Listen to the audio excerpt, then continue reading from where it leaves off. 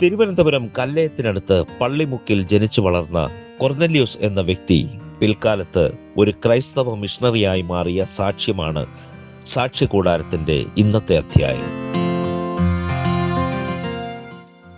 കർത്താവായ യേശുക്രിസ്തുവിൻ്റെ പരിശുദ്ധമായ നാമം ഈ ദിവസം പിന്നെ മഹത്വപ്പെടുമാറാകട്ടെ.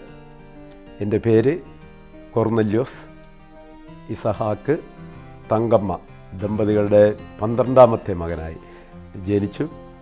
ഈ പള്ളിമുക്ക് എന്ന സ്ഥലം തന്നെയാണ് ഞങ്ങളുടെ സ്വന്തം സ്ഥലം. ഞങ്ങളുടെ പിതാവ് പള്ളിയിലെ ദീർഘകാല കപ്പ്യാരായിരുന്നു. മാത്രമല്ല വീട്ടിൽ വിഷവൈദ്യശാല, പാമ്പ് കടിയേറ്റും പേപ്പട്ടി വിഷബാധയേറ്റും വരുന്നവരെ ചികിത്സിക്കുന്ന ആതുരാലയം വർഷകാലം നടത്തിയിരുന്നു. നൂറുകണക്കിന് ആളുകൾ അക്കാലത്ത് വന്ന് രോഗസൗഖ്യം പ്രാപിച്ചു പോയിട്ടുണ്ട്. ഇവിടുത്തെ ഞങ്ങളുടെ പാരമ്പര്യ സഭയുടെ സ്ഥാപകനും പ്രവർത്തകനുമായി വളരെ വർഷക്കാലം കപ്പ്യാരായും ഡീക്കരായും എല്ലാം ഞങ്ങളുടെ പിതാവ് പ്രവർത്തിച്ചു. ഞാൻ ഇളയ മകനായി ജനിച്ചു, വളർന്നു. സ്കൂൾ തലത്തിലൊക്കെ മിടുക്കനായി പഠിക്കുവാൻ സ്വർഗത്തിലെ ദൈവം സഹായിച്ചു. സ്കൂൾ ലീഡറും എല്ലാ കാര്യത്തിലും ഒന്നാമനായിട്ട് പ്രവർത്തിച്ചു. യൗവനത്തിലേക്ക് പ്രവേശിച്ചു. ചെറിയ ചെറിയ കൂട്ടുകെട്ടുകളൊക്കെ ആയി. അതേ സമയത്ത് തന്നെ ചർച്ചിലും വളരെ സജീവമായിട്ട് പ്രവർത്തിച്ചു.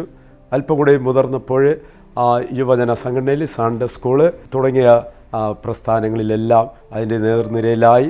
അതിൻ്റെ ഡിസ്ട്രിക്റ്റ്, ഏരിയ, ഡയോസസ് തുടങ്ങിയ തലങ്ങളിൽ പ്രവർത്തിച്ചു. മാത്രവുമല്ല പാസ്റ്റർ ബോർഡിലെ അംഗമായി പ്രവർത്തിക്കാനും സ്വർഗത്തിലെ ദൈവം കൃപ ചെയ്തു. ഈ ദിവസങ്ങളിൽ സഭയുടെ കൊയറിൻ്റെ ലീഡറായും അനേക സ്ഥലങ്ങളിൽ പോയി കൊയറുകളും മറ്റ് മ്യൂസിക് പ്രോഗ്രാമുകൾ ക്രമീകരിപ്പാനും ദൈവം കൃപ ചെയ്തു. ആ സമയങ്ങളിൽ തന്നെ ധാരാളം ഗാനങ്ങൾ എഴുതുവാനും ദൈവം സഹായിച്ചു. സഭയുടെ വിവിധങ്ങളായ പ്രവർത്തനങ്ങളിൽ വളരെ സജീവമായി പ്രവർത്തിച്ച് മുന്നേറി. ആ കാലങ്ങളിൽ എല്ലാവരും എന്നെ അറിയണം, അറിയപ്പെടണം എന്നുള്ള ആഗ്രഹത്തോടു കൂടി ചെറിയ രീതിയിലുള്ള എഴുത്ത് തുടങ്ങി. ദിനപത്രങ്ങൾ എഴുതാൻ തുടങ്ങി. ലെറ്റർ ടു എഡിറ്റർ എന്ന പങ്ക്തിയിൽ കേരളത്തിൽ പ്രസിദ്ധീകരിക്കുന്ന മലയാള പത്രങ്ങളിൽ മനോരമ, മാതൃഭൂമി, കേരളകൗമുദി, ദേശാഭിമാനി തുടങ്ങിയ എല്ലാ ദിനപത്രങ്ങളിലും ലെറ്ററുകൾ എഴുതാൻ തുടങ്ങി. അങ്ങനെ എൻ്റെ പേരിൽ അക്കാലത്ത് കല്ലയം കൊർന്നല്യൂസ് എന്ന പേരിൽ ആണ് ലെറ്ററുകൾ അടിച്ച് വന്നുകൊണ്ടിരുന്നത്. 500ഓളം ലെറ്ററുകൾ എൻ്റെ പേരിൽ പത്രത്തിൽ കാലിക പ്രശ്നങ്ങളെ പ്രതികരിച്ചു കൊണ്ടുള്ള ലെറ്ററുകൾ ആ നാളിലുണ്ടായി. അത് തന്നെ ഒരു ഹോബിയായി വളരെ കാലം കൊണ്ടുപോയി. ഇതിനിടയ്ക്ക് അല്പമായിട്ടുള്ള കൂട്ടുകാരുമായി ചേർന്ന് അല്പമായിട്ടുള്ള മദ്യപാനം തുടങ്ങി. അത് വിശേഷ ദിവസങ്ങളിൽ മറ്റ് ചില പ്രോഗ്രാമുകളൊക്കെ ക്രമീകരിക്കുമ്പോൾ അങ്ങനെ മദ്യപിച്ചു. കുറേ ദിവസം ആ കണക്കിന് പൊയ്ക്കൊണ്ടിരുന്നു. ചില ദിവസങ്ങൾ കഴിഞ്ഞപ്പോൾ അതിന് വ്യത്യാസമുണ്ടായി. പിന്നെ ഇത് മാസത്തിൽ ഒരു ദിവസം എന്ന ക്രമത്തിലായി. പിന്നെ ആഴ്ചതോറും ഞായറാഴ്ചകളിൽ ഒരു ദിവസം എന്ന ക്രമത്തിലായി. അത് കഴിഞ്ഞിട്ട് ദിവസവും മദ്യപിക്കുന്ന തരത്തിലായി. പിന്നെ അതേ തുടർന്നിട്ട് ദിവസവും രാവിലെയും വൈകിട്ട് മദ്യപിക്കുന്ന ക്രമത്തിൽ പിന്നെയായി. അത് കഴിഞ്ഞിട്ട് പിന്നെ നോൺ സ്റ്റോപ്പായിട്ട് രാവിലെ തുടങ്ങിയാൽ അടുത്ത ദിവസം രാവിലെ വരെ മദ്യപാനം അതിഭയങ്കരമായി മുന്നോട്ട് പോയിക്കൊണ്ടിരുന്നു. സ്വയമായിട്ട് നിയന്ത്രിക്കുമെന്നൊക്കെ ഞാൻ പലരോടും പറഞ്ഞു വീമ്പിളക്കി നടന്നു. പലരും വന്ന് ഉപദേശിക്കുമ്പോഴൊക്കെ പറയുന്നത് ഇതെനിക്ക് കഴിയുമെന്നാണ്. അതേസമയത്ത് ഓർക്കുക, സഭയിൽ പ്രവർത്തിക്കുകയാണ്, വിവിധ സംഘടനകളിൽ പ്രവർത്തിക്കുകയാണ്, ഡയോസസിൽ പ്രവർത്തിക്കുകയാണ്, പാസ്റ്റർ ബോർഡിൻ്റെ അംഗമായിട്ടും പ്രവർത്തിക്കുകയാണ്, കുഞ്ഞുങ്ങളുടെ ഇടയിൽ സൺഡേ സ്കൂളിൻ്റെയൊക്കെ ലീഡറായിട്ട് പ്രവർത്തിക്കുകയാണ്. ഓരോ ദിവസവും പ്രശ്നങ്ങൾ, ഒന്നുകിൽ വാഹനാപകടം, അല്ലെങ്കിൽ അടിപിടി, അല്ലെങ്കിൽ കേസ് വഴക്കുകൾ, ദിവസവും പ്രശ്നം. എത്ര ശ്രമിച്ചിട്ടും ആരൊക്കെ ഉപദേശിച്ചിട്ടും ഒട്ടും തന്നെ മദ്യപാനത്തിന് ശമനം വന്നില്ല. ഒടുവിലായി വീട്ടുകാർ, ബന്ധുക്കൾ, വേണ്ടപ്പെട്ടവരെല്ലാം കൂടെ ശ്രമിച്ചു. ഡി അഡിക്റ്റ് സെൻ്ററുകളിൽ ചികിത്സയ്ക്കായി കൊണ്ടുപോയി. ആദ്യമായിട്ട് എറണാകുളത്ത് ആലുവയിൽ ഒരു ചികിത്സാ കേന്ദ്രത്തിൽ കൊണ്ടുപോയി ചികിത്സിച്ചു. മദ്യപിച്ച് വീട്ടിൽ വരുമ്പോൾ വളരെ ഭയാനകമായ അവസ്ഥകൾ എന്നെ കാണുമ്പോൾ, അന്ന് ഞങ്ങളുടെ മകൻ കുഞ്ഞാണ്, വളരെ കുഞ്ഞാണ്.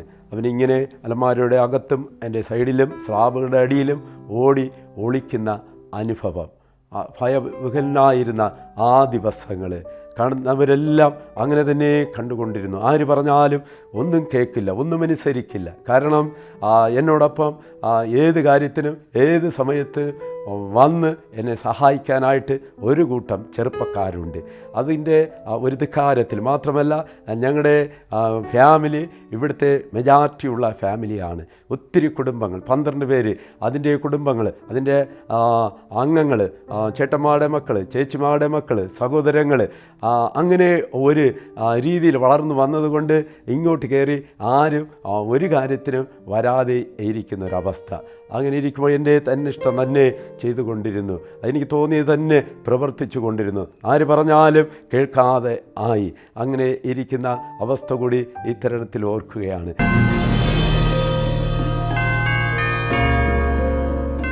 അത് കഴിഞ്ഞ് വന്നു, കുറച്ച് ദിവസം കുടിക്കാതെ നിൽക്കും, വീണ്ടും ഇരട്ടി കുടി, ആദ്യത്തെക്കാലം ഇരട്ടി മദ്യപാനമായി. പിന്നെ വെള്ളനാട് ഡെയിൽവ്യൂ എന്ന് പറയുന്ന ആ സ്ഥലത്ത് 2 പ്രാവശ്യം ചികിത്സിച്ചു. ശംഖുമുഖം പ്രതീക്ഷ എന്ന് പറയുന്ന അഡിയഡിറ്റ് സെൻറ്ററിൽ 1 പ്രാവശ്യം ചികിത്സിച്ചു. ഇവിടുത്തെ ചികിത്സകളെല്ലാം കഴിഞ്ഞ് വരും, അല്പദിവസം കുടിക്കാതെ ഇരിക്കും, പിന്നെയും കുടിക്കും. അതിഭയങ്കരമായിട്ടുള്ള അവസ്ഥ പിന്നെയും ആകും. മരുന്ന് കഴിക്കുന്നുണ്ട്, ഒപ്പം മദ്യം കുടിക്കുന്നുണ്ട്. പ്രത്യേകിച്ച് അവർ പറഞ്ഞിരിക്കുന്നത് ഒരു കാരണവശാലും ഇനി കുടിക്കാൻ പാടില്ല എന്നാണ്. അങ്ങനെ കുടിച്ചു കഴിഞ്ഞാൽ സൈഡ് എഫക്റ്റുകളുണ്ടാകും, മറ്റ് ദൂഷ്യങ്ങളുണ്ടാകും. എന്നാൽ അതൊന്നും വകവയ്ക്കാതെ പിന്നെ കുടിക്കാൻ തുടങ്ങി.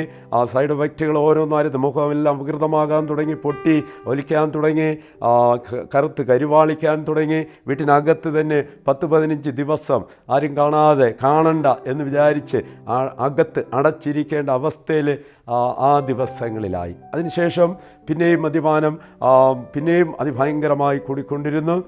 പിന്നെ വാഹനം ഓടിച്ച് പോകുമ്പോൾ റോഡിൽ ഫിക്സ് വന്ന് വീഴാൻ തുടങ്ങി. അതിഭയങ്കരമായിട്ടുള്ള അവസ്ഥ, മാനസിക നില തെറ്റി മെൻ്റൽ പേഷ്യൻ്റായിട്ട് മാറി. രാത്രിയും പകലുമില്ലാതെ റോഡുകളിലൂടെ അലഞ്ഞ് നടക്കുന്ന അനുഭവമായി. തിരുവനന്തപുരം പട്ടണത്തിൻ്റെ വിവിധ ഭാഗങ്ങളിൽ, കടലോരങ്ങളിൽ, നെടുമങ്ങാട് പട്ടണ പ്രദേശങ്ങളിൽ, ഇങ്ങനെ പറ്റുന്നിടങ്ങളിലെല്ലാം രാത്രിയും പകലും ചെലവഴിച്ചു കൊണ്ടിരുന്നു. ആ ദിവസങ്ങളിൽ പിന്നെയും പലരും ഉപദേശിച്ചു, പലതും ചെയ്യാൻ വേണ്ടി നോക്കി, ഒന്നിനും ഒരു പരിഹാരം വന്നില്ല. ഒന്നുകൊണ്ട് മദ്യപാനത്തിന് ഒരു ശമനവും വന്നില്ല. അങ്ങനെ ഇരിക്കുമ്പോൾ ബന്ധുക്കൾ, പ്രിയപ്പെട്ടവർ, സ്നേഹിതരായിട്ടുള്ളവർ, എന്നെ കാണുന്നവർ, എൻ്റെ ഈ ദയനീയമായ അവസ്ഥ അറിയാവുന്ന എല്ലാവരും പറഞ്ഞു, അവനൊന്ന് ചത്തിരുന്നെങ്കിൽ ബാക്കിയുള്ളവരെങ്കിലും രക്ഷപ്പെടുമായിരുന്നു. ആ ഒരവസ്ഥയിൽ എൻ്റെ ജീവിതം മാറി. അങ്ങനെ ഇരിക്കെ ഒരു ദിവസം സന്ധ്യയെങ്കിൽ പ്രാർത്ഥിക്കുന്ന ഒരു ദൈവദാസൻ ഞങ്ങളുടെ വീട്ടിൽ വന്നു. വാതിൽ തുറന്നു വീട്ടിനകത്ത് കയറിയ സമയത്ത് അദ്ദേഹത്തോട് ഞാൻ പറഞ്ഞു, ഇവിടെ ആരും പ്രാർത്ഥിക്കാൻ വരണ്ട, ഞങ്ങളെ ആരും പ്രാർത്ഥന പഠിപ്പിക്കേണ്ട എന്ന് പറഞ്ഞ് വാതിലോട് ചേർത്ത് തള്ളി അദ്ദേഹത്തെ പുറത്താക്കി കതകടച്ചു.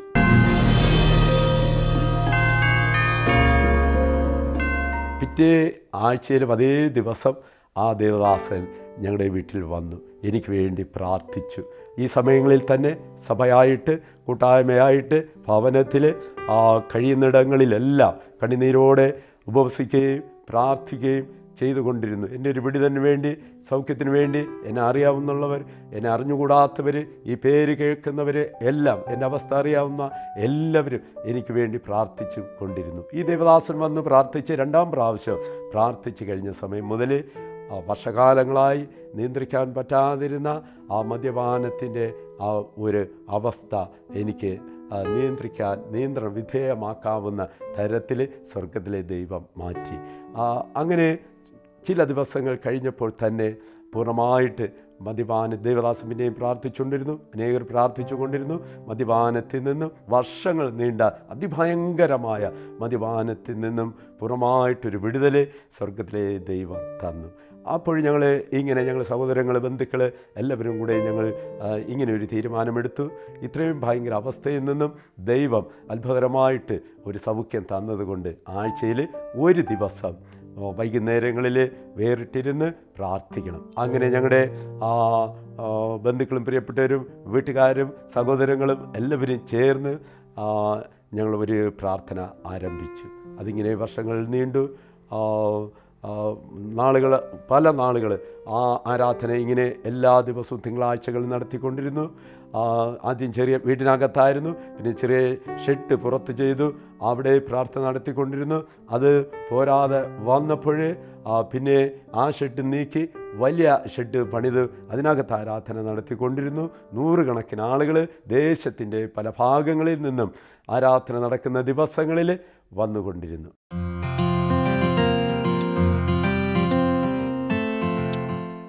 ലഹരിയുടെ ഉപയോഗം തകർത്തത് അനേക കുടുംബങ്ങളെയാണ്.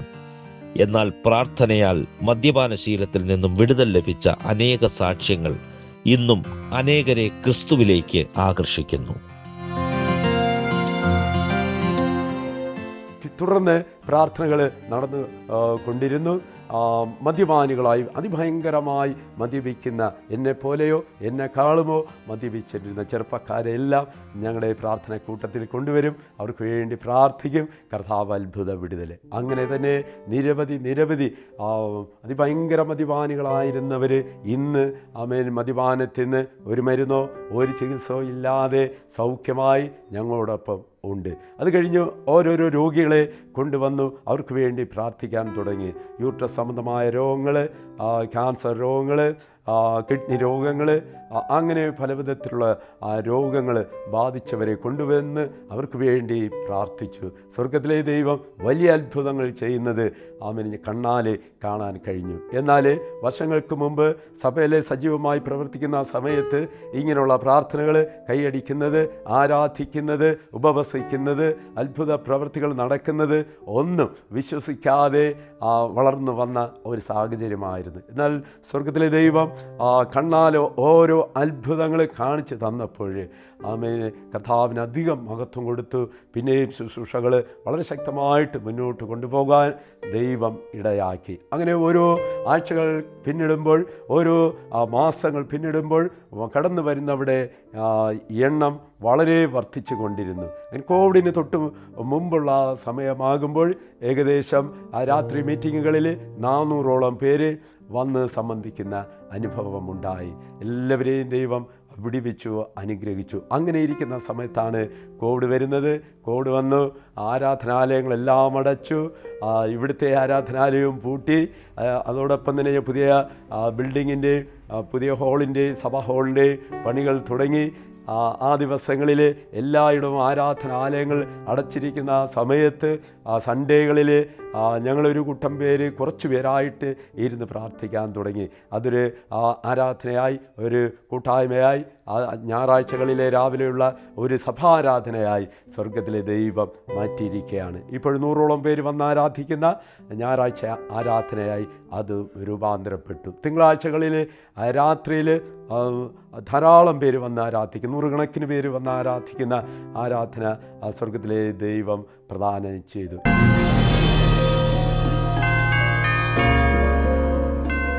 ദേശത്തിൻ്റെ നാനാഭാഗങ്ങളിൽ നിന്ന് നിരവധി രോഗബാധിതരെ അതിലെ കടന്നു വരുന്നു.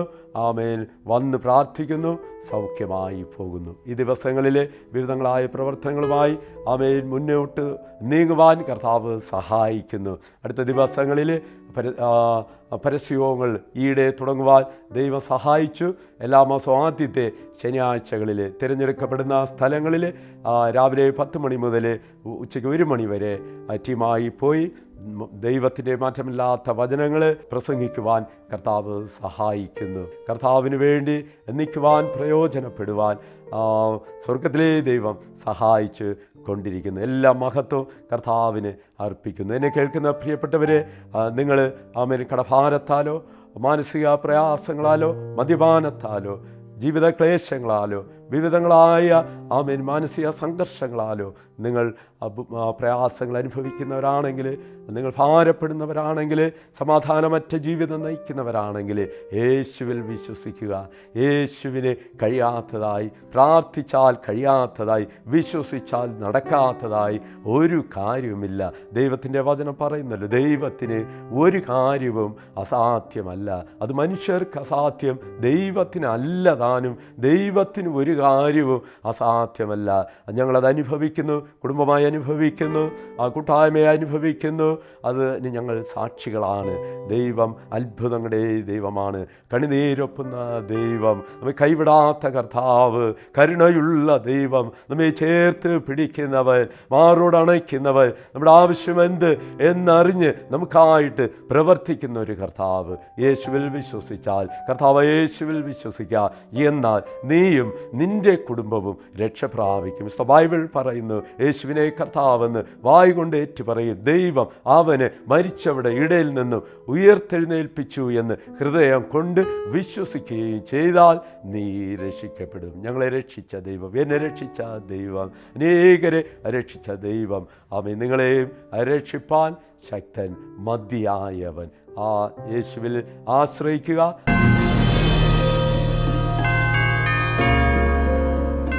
പ്രാർത്ഥിച്ചാൽ ദൈവം പ്രവർത്തിക്കും, അത്ഭുതം ചെയ്യും, സൗഖ്യം തരും എന്നുള്ളതിന് ഞങ്ങൾ 100 കാര്യങ്ങൾക്ക് സാക്ഷികളാണ്. ഞങ്ങളുടെ മകൻ 8ാം ക്ലാസ്സിൽ പഠിക്കുമ്പോൾ അതിഭയങ്കരമായ തലവേദന. സെൻറ്റ് മേരീസ് ഹൈസ്കൂളിലാണ് അന്ന് പഠിച്ചത്.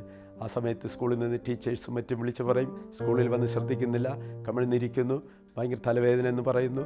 വീട്ടിൽ വന്നാലും അതേ അവസ്ഥ തന്നെ, ആഹാരം കഴിക്കുന്നില്ല, പഠിക്കുന്നില്ല. അങ്ങനെ ഇരിക്കുമ്പോൾ ഈ അടുത്തുള്ള ചെറിയ ചെറിയ ക്ലിനിക്കുകളിലേക്ക് കൊണ്ടുപോയി മരുന്ന് വാങ്ങിക്കൊടുത്തു. ഒട്ടും ശമനം വരുന്നില്ല.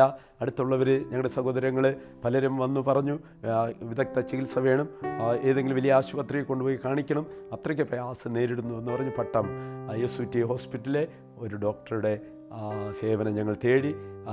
അദ്ദേഹം സ്കാൻ ചെയ്യാനും ചില മരുന്നുകൾ കഴിക്കാനും ഒക്കെ എഴുതി തന്നു. ഒരാഴ്ച കഴിഞ്ഞ് വന്ന് സ്കാൻ ചെയ്യണമെന്ന് പറഞ്ഞു. അന്ന് ആ ഡോക്ടർ വേങ്കോട് SUT ഹോസ്പിറ്റലിലാണ് ജോലി ചെയ്യുന്നത്.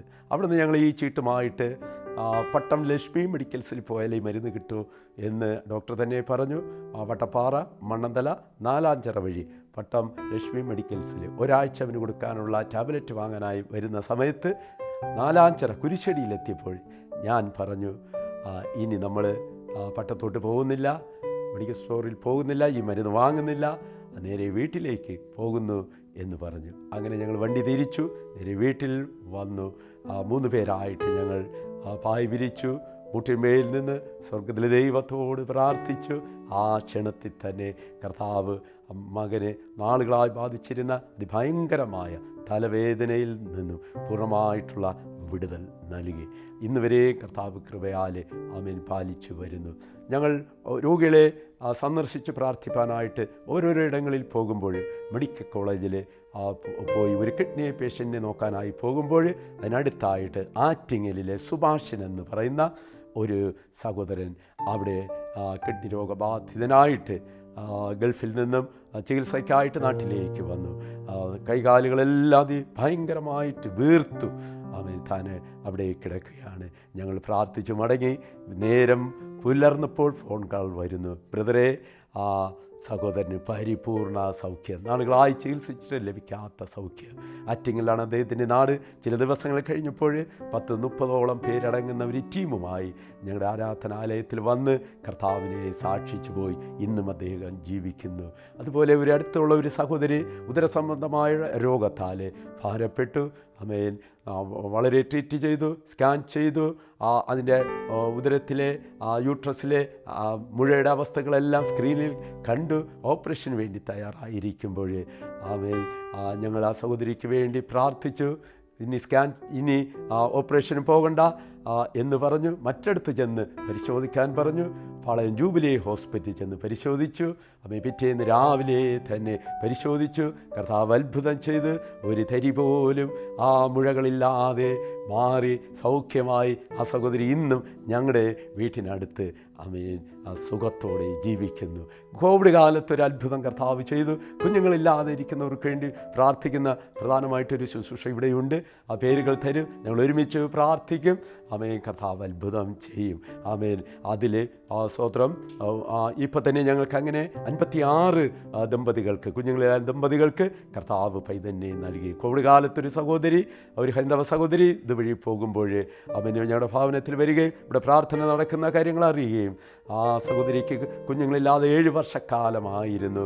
പല ശ്രമങ്ങൾ വിവിധ ഇടങ്ങളിൽ പോയി ആ സഹോദരി പല നേർച്ച കാഴ്ചകളൊക്കെ ചെയ്തു, പലതും ചെയ്തു, എന്നിട്ട് ഒരു ഫലവുമില്ലാതിരുന്നു. എന്നാൽ ഇവിടെ വന്നു, ഇവിടെ പ്രാർത്ഥനയ്ക്ക് അവർ വന്ന് കൂട്ടായ്മയിൽ സംബന്ധിച്ചു, പ്രാർത്ഥിച്ചു. സ്വർഗ്ഗത്തിലെ ദൈവം അനുഗ്രഹിക്കപ്പെട്ട ഒരു പൈതന്നെ നൽകി മാനിച്ചു. ക്യാൻസർ രോഗികൾ നിരവധി പേര് ദൈവം സൗഖ്യമാക്കി. ഈ ദിവസങ്ങളിൽ ഏറ്റവും ഒടുവിലായി അനൂപ് എന്ന 4-ാഞ്ചറുള്ളൊരു സഹോദരൻ, 35 വയസ്സ്, ബ്ലഡ് ക്യാൻസറാൽ വളരെ ഭാരപ്പെട്ട് ഒത്തിരി സ്ഥലങ്ങളിൽ ചികിത്സ ചെയ്തു. അവിടെ വെല്ലൂര് കൊണ്ടുപോയി മജ്ജ മാറ്റിവെച്ചു. വളരെ മരണത്തോട് മല്ലടിച്ച് കഴിഞ്ഞിരുന്ന സഹോദരൻ കർത്താവ് പ്രാർത്ഥനയുടെ ഫലമായി പരിപൂർണ സൗഖ്യം നൽകി. കഴിഞ്ഞതിൻ്റെ മുമ്പിലത്തെ തിങ്കളാഴ്ച ആലയത്തിൽ കുടുംബമായി വന്ന് കർത്താവ് തന്ന സൗഖ്യത്തെ ഓർത്ത് നന്ദി പറഞ്ഞ് കർത്താവിനെ ഉയർത്തി, കർത്താവിനെ സാക്ഷിച്ച് തൻ്റെ ജോലി സ്ഥലമായ ഇടുക്കിയിലേക്ക് അദ്ദേഹം കടന്നുപോയി. ഇങ്ങനെ നിരവധിയായുള്ള അത്ഭുതങ്ങൾ കർത്താവ് ചെയ്തുകൊണ്ടിരിക്കുന്നു.